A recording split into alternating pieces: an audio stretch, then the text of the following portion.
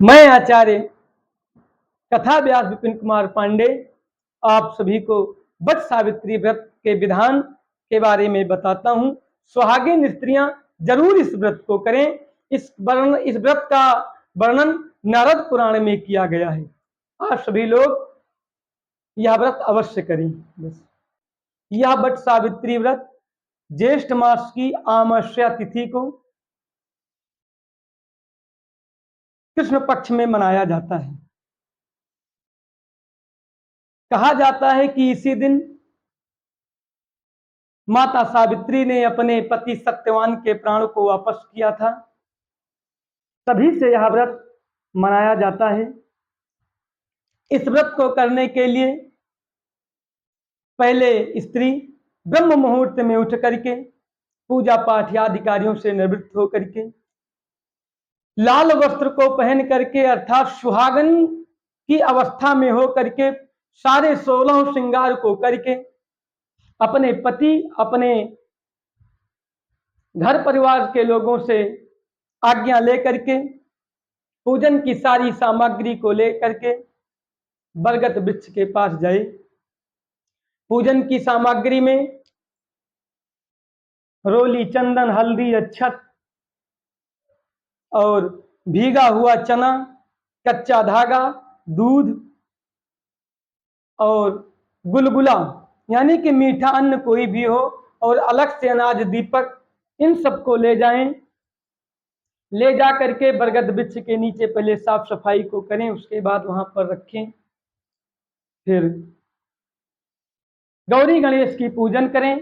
पूजन के लिए एक आचमनी चाहिए। आचमनी से अपने ऊपर जल को छिड़कें, पवित्र करें। मंत्र पढ़े ओम पवित्रो पवित्रा व सर्वावस्थाम गतोपि या स्मरेत पुंडरीकाक्षम सा विभंतरा सची। यदि मंत्र ना याद हो तो मात्र भगवान विष्णु के नाम का को ही लेकर के आचमन करें। उसके बाद दीपक को जलाएं, फिर पूजा को करें।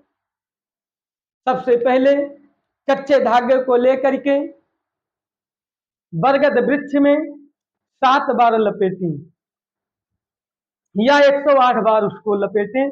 लपेटें जिस प्रकार से उस दिशा में लपेटें जिस दिशा में पृथ्वी सूर्य की परिक्रमा करती है या घड़ी की सुई जिस दिशा में चलती है उसी दिशा में लपेटें। उसके बाद लपेटने के बाद फिर दोनों हाथ को जोड़ करके सावित्री माता से प्रार्थना करें, कहें कि हे जगत माता सावित्री, तुम संपूर्ण जगत के लिए पूजनीय हो, अपने पति को ही इष्ट देव मानने वाली पतिव्रता हो, वट वृक्ष पर निवास करने वाली देवी, तुम ऐसी कृपा करो कि जिससे मेरा हमारे पति के साथ नित्य संयोग बना रहे, कभी हमारे पति के साथ वियोग ना हो, हमारा कभी भी किसी भी प्रकार का कोई अनिष्ट ना हो, हम दोनों लोग दीर्घजीवी हों। और हे माता सावित्री, तुम्हें सादर प्रणाम है।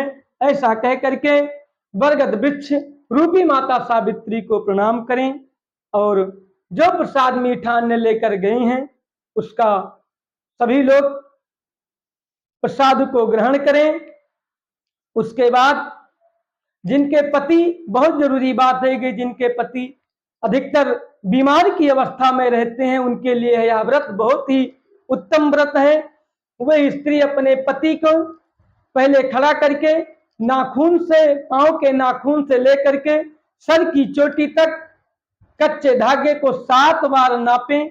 उस धागे को ले जा करके वट सावित्री वाले दिन उसी बरगद वृक्ष में लपेट दें और 108 घड़ा जल उस बरगद वृक्ष पर डालें तो निश्चित ही उनके पति को स्वास्थ्य लाभ प्राप्त हो जाएगा और वह हमेशा अपने पति के साथ प्रसन्न चित्त के साथ इस संसार में जीवन को यापन करेंगी।